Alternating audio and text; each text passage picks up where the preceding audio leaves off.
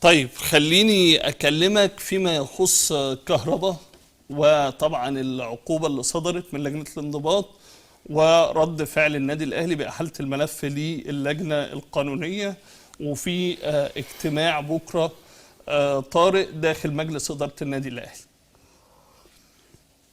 اولا انا يعني بهني النادي الاهلي ان بيقدروا يحافظوا على كل حد بيبدا يعمل حاجه مش على مزاجه، فبيعملوا الطرق اللي هي القانونيه الصحيحه بدل الجعجعه والاونطه ونطلع ونهابر. لا، الناس خدت الملف وهتطلع توديه للحتت اللي هي صح، اللي هي الطرق الشرعية، الطرق القانونيه والشرعيه. انما اتعودنا الجعجعه والبتاع وبيخسر جعجعه وبتاع، وبيطلع الزمالك هو الخسران او جماهير الزمالك الخسرانه.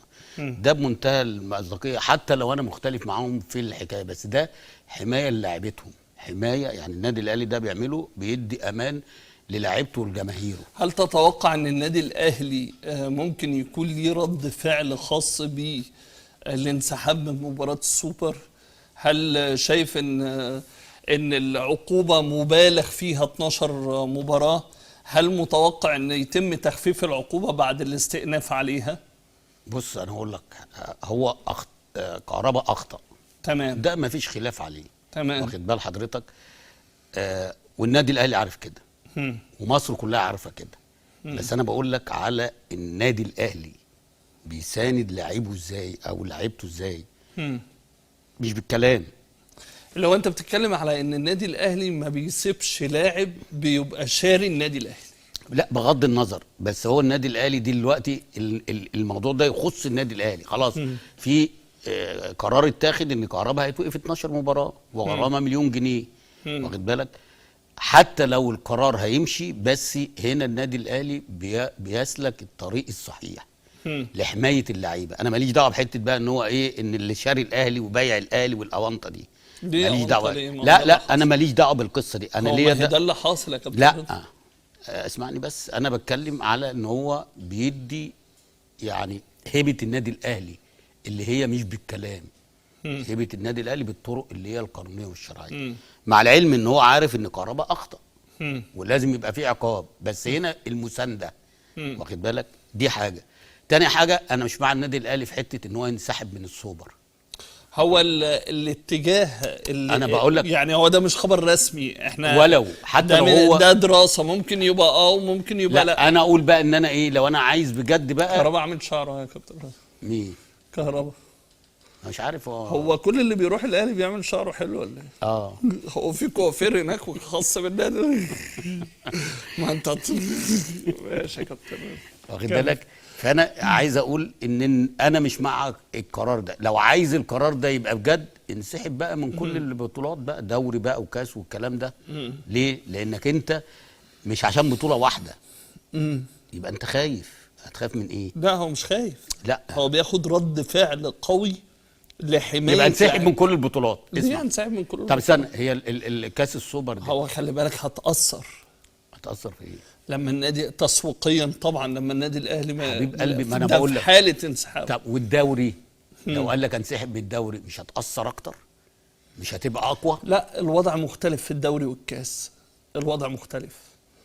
اولا النادي الاهلي متصدر المسابقه، ثانيا البطوله ما انت برضه المباراه دي انت بنسبه 90% في الظروف اللي فيها نادي الزمالك والمشاكل دي انت كعبك اعلى. ماشي كابتن رضا، ما تقوليش بقى في المباراه دي بالذات دي مباراه خاصه. لا دي ماشي معاك مباراه، بس في النهايه دي بطوله شرفيه، فاهمني؟ لكن بطوله الدوري وبطوله الكاس دي بطولات رسميه، بطولات انا اعرف طالما بينظمها اتحاد الكوره. طالما هتنسحب من بطوله منظمها الاتحاد، هو الاتحاد مش هو اللي منظم الدوري؟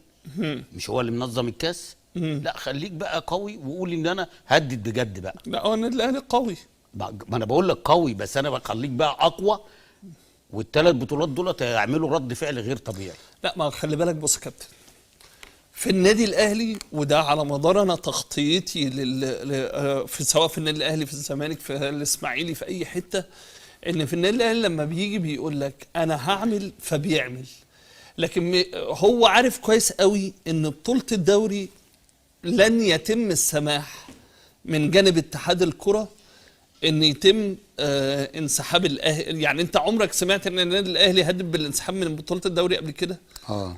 ده ايام صالح سليم. ايوه فترة من يعني الفترات. اذا حصل. بكلمك على 20 سنة الاخيرة.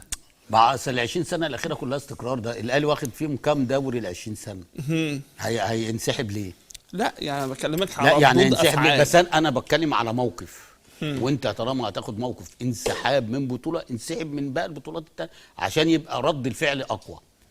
واخد بالك؟ انما إيه ممكن يقول لك ايه؟ طب ما ينسحب من لا هو بطولة السوبر برضه انسحاب في حالة انسحاب النادي الاهلي مؤثر ومؤثر جدا طبعا، ورد فعل قوي بس انا جداً. شايف ان هي فرصه، لانه هيكون ليها مردود سلبي من الناحيه التسويقيه على البطوله نفسها وعلى اتحاد الكره. انا مالي دعوه بالكلام ده. انا ليا دعوه ان انا دلوقتي كعب عالي وماشي كويس وعندي استقرار ولسه واخد بطوله كاس مصر. طب ما انا اضيف للنادي بطوله تانية